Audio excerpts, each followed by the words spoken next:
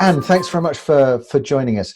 For those who don't know, just explain a little bit more about the innovation district that you're working with. Certainly. So GRID, which is the Glasgow Riverside Innovation District, came about as a result of discussions between University of Glasgow, City of Glasgow, Scottish Enterprise and the government, Scottish Government. The university back in 2016 commenced a major development of the campus at Gilmore Hill. We'd acquired 14 acres of land and as part of that started a £1 billion investment into the campus.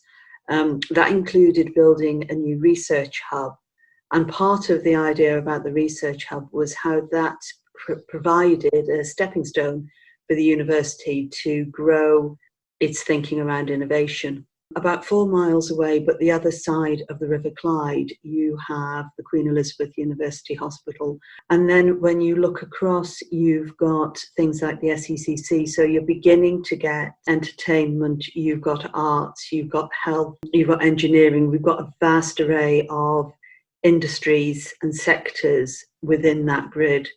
And we started a discussion of how did we really develop an innovation culture, and from that became a discussion around how do you turn that into real estate and into something physically on the ground, and bringing all that together, how do you use that to promote inclusive economic growth so that we don't impose something on the city.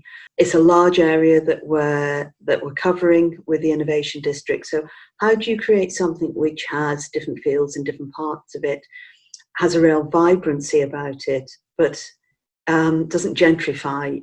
It creates growth for everyone who is part of that district. When you were looking at defining some of those areas, I mean, it's interesting that a number of those elements were there, and then creating this innovation district around it. Were there any other sort of international examples that you looked at and that fed into your thinking?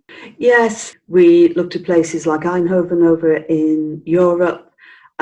We watched with interest what's going on in Australia, places like Melbourne, and we went and looked at the States as well and saw some great examples of where things have worked and actually also where they don't work, because you can learn as much from things that people think they would do differently. We then held a 2-day international workshop in the city to debate what we thought an innovation district needed. So we looked at examples like the engine shed down in Bristol, but we also brought into that debate leaders in innovation, so industry themselves coming in to say what they thought they needed.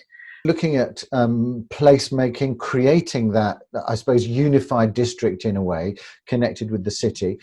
How much of a challenge is that, specifically looking at Glasgow, but I imagine it will be for other cities as well, where you've actually got a river between the districts?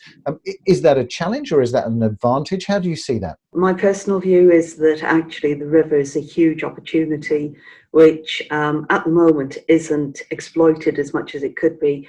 You know, you look at cities like Copenhagen, which had a river which was in a terrible state running through it, and with investment, that is now such a lively major asset in a city.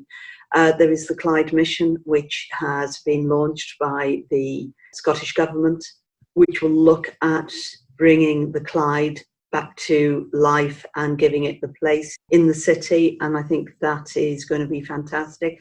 One of the things that encouraged us to think about how you could create this single district was the proposal under City Deal to create a new pedestrian crossing between the north side of the river and Govan, and that will provide both pedestrian and cycle routes across the district.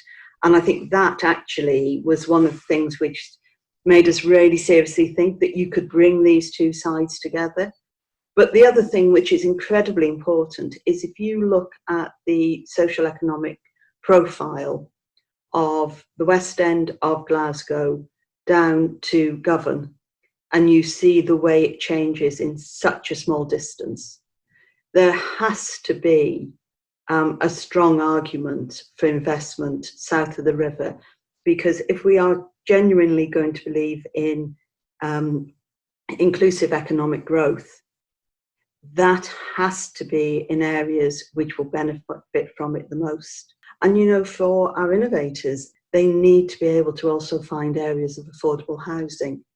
That means that, again, you've got to think about innovation districts covering areas where everyone can afford to live and play and work. It's a really interesting jigsaw puzzle to put together, I think, Anne. Thanks very much for joining us today. I look for these are long-term projects, so very interested to see how that develops. Thanks very much, Anne. My pleasure.